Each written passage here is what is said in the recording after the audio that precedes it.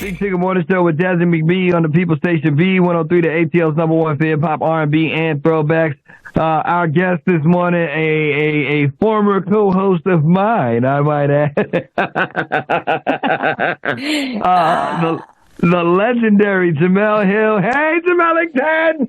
What is going on? See, people don't know about that, and you are the only person who has ever gotten me to publicly rap. You're the only person. Wait, he got you to. He tries to do that to me all the time, and I just won't because I don't know how to rap.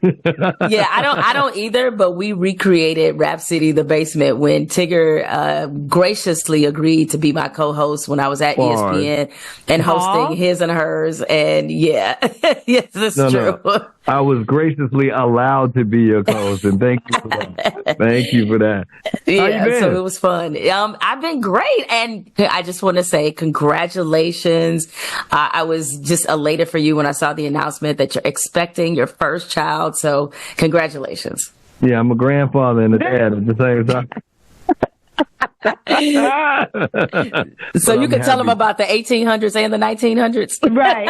All right. Just the 1900s. Just the 1900s. Tell me about your new podcast, Spolitics. Is it Spolitics? Spolitics, that is correct. Love it. Yeah. So, the podcast is basically me discussing and covering, with various newsmakers, experts, the relationship between sports, politics, race, gender, and culture. And so, as you know, Tigger, as somebody who's done this for a long time, is that those things are constantly mashing, together. And I hope to provide a vehicle to explain, how they mash together, what it means, to really critically examine the depth of this relationship, which has really existed, let's just use this country, for example. The very first episode, I lay out how you go all the way back to George Washington, and they were mixing sports and politics then. Maybe people didn't know this about our first president, but to get people to vote, he used to throw parties, get them drunk, pay them, and also play sports games. Those are the things that's the things that he did. I think I'd have voted for him. Hey, right. I was, what? You talking about Henny on you, George? I got you. You know what I'm saying?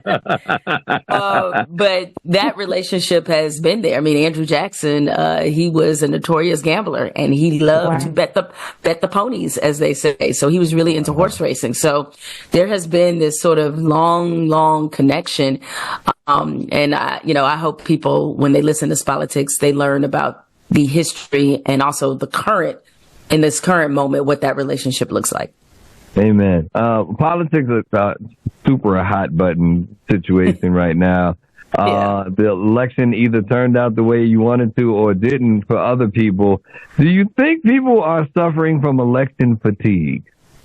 Honestly, I think some of that depends on who you voted for, right? Because let's just say in certain communities, maybe most significantly ours as in the Black community, is that I think there's a level of disappointment that I think was collectively experienced by a lot of people that is different than, say, 2016. And me and some of my friends have been talking about it in our group chats, and is that I think a lot of Black people have mentally checked out after this. And, you guys have probably seen it across social media, where basically the collective attitude of a lot of Black people is like, all right, y'all got it now. Y'all got it. We tried. And especially Black women who are like, how many times do we have to tell you what it is for you to believe it? Fat meat is indeed very greasy. Okay.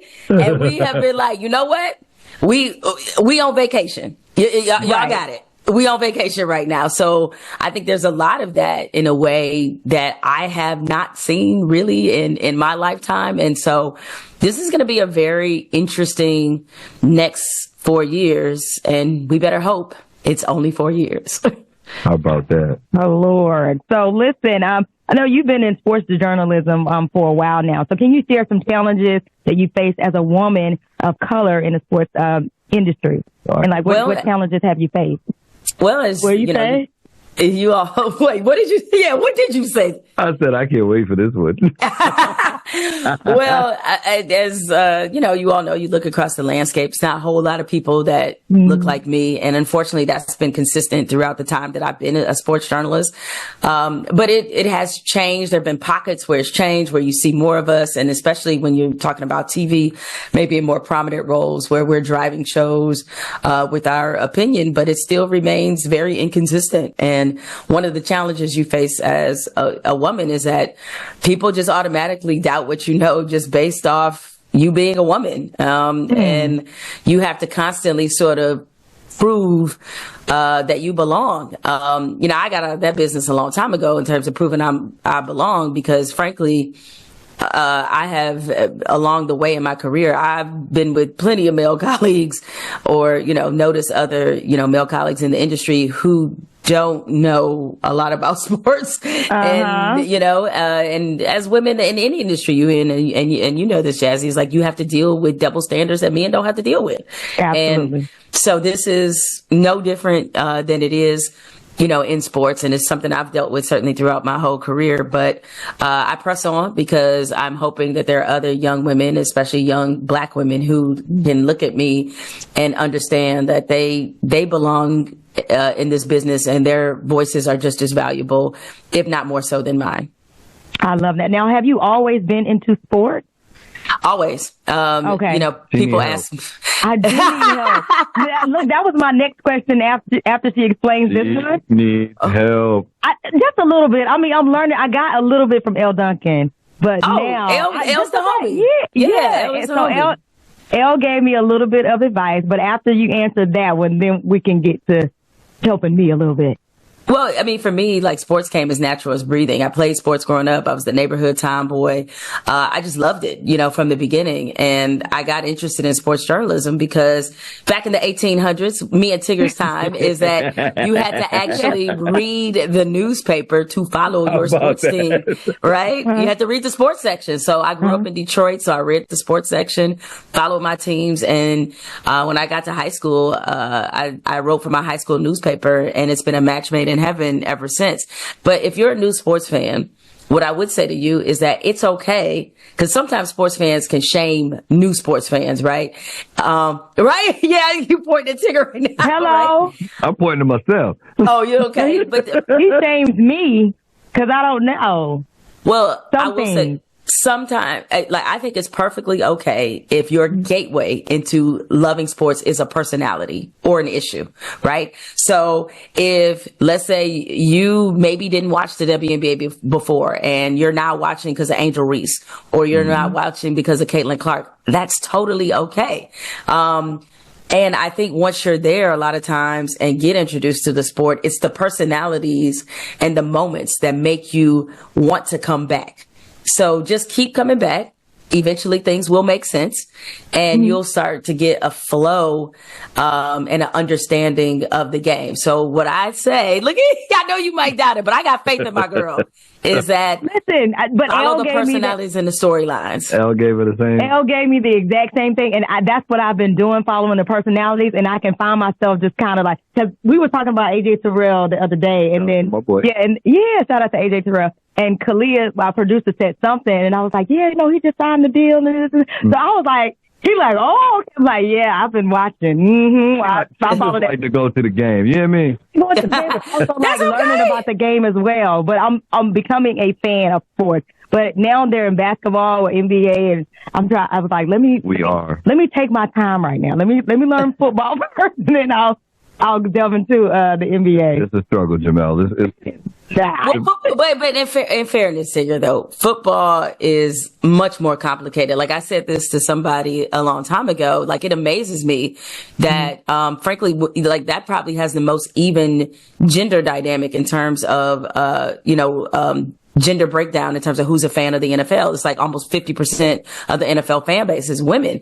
And it's really kind of amazing because if an alien dropped down right now, I don't know how I would explain football to them. Like, I really don't, because it's not the most, it's a lot of different rules. Like, it's not the most, it's not the easiest game to pick up. Obviously, the easiest game to pick up is basketball. Like, you pretty much know what happens. A ball goes in hoop, it's 2 points or 3 points. Like, you know, you shoot a free throw 1 point. Like, it's really easy to follow, but football is not that way. So if that's taking you, if that's taking you a little more time, don't beat yourself up. Don't beat yourself up about it. But I will say, quickly to plug it, I think it's really important that women support women's sports. And, like there's a lot of, wonderful growth in women's sports happening right now. For the first time in the history of women's sports will generate $1 billion in 2024. Amen. And so that speaks to the power of what's happening, from Simone Biles to Coco Gauff, Angel Reese, Caitlin Clark, like Aja Wilson. I mean, it's a really amazing time to be in on women's sports. Absolutely. I'll be tuning into Spolitics, okay? Thank you. Jemele Hill's our guest this one. I get you out of here with this because, I'm going to keep the sports with you. Who's in the Super Bowl? Who is in, you know what? I think the Lions are going to make the Super Bowl. What up, though? The Lions are going to make the Super Bowl. They're the best team in the NFC.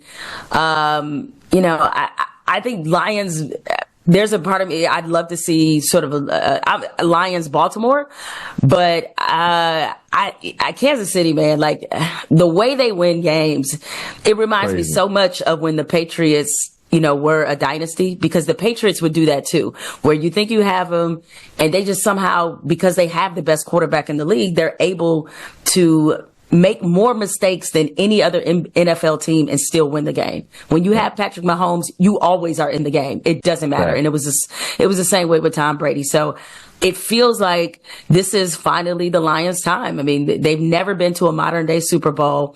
I tell people this all the time who are, not familiar with the hierarchy in Detroit sports. If the Lions make the Super Bowl, it's the biggest story in Michigan sports history. Wow. There's nothing else that will come close. Wow. All right, Jemele, who's in the NBA Finals? NBA Finals, I like Boston and Oklahoma City, but the injury to Chet Holmgren is really causing me to rethink this a little bit, because he's going to be out for at least 3 months. They have no depth whatsoever at center right now. Like they're playing small ball, like really small ball. Right. Like the way the Phoenix looks as well, and Denver, but like I guess for the moment, I'm not going to abandon OKC just yet, but they, when fully healthy, like that team is poised to make another leap. And Boston looks kind of mad this year, and I like this for them. They look mad. Angry ASF. They look angry, and I think because they feel like people think that their championship last year was kind of a fluke. And it wasn't, because they were a good team. So it wasn't like that. But I think now they have that look and that mannerism of a team trying to prove a point. Like, okay, you think that was just a flash in the pan. We got something for you. And so they're playing with the level of. Didn't happen. It didn't help either. Yeah, that didn't know with Jason Tatum, not getting any run in the Olympics. Like, he didn't come back on a mission. So they didn't even take Jalen. I know. So you have two pissed off superstars on one team, and they just won a title. So I like that combination. Okay. Now you see how I'm soaking all of this in. Soak it in. I love it. Politics is tell them where to get it, where to listen to it, how to love it. Yeah, you can listen to it on iHeart Podcast or wherever you get your podcast. And also the video version is available on my YouTube page, which is Jemele Hill. And, you can find it on YouTube. So I have full episodes there, segments, all that kind of thing. So yeah. And also another plug is that make sure, not in addition to listening to Spolitics, you also watch my television show that is on True TV. Every Thursday, 7 p.m., sports show called Above the Fold. Nice.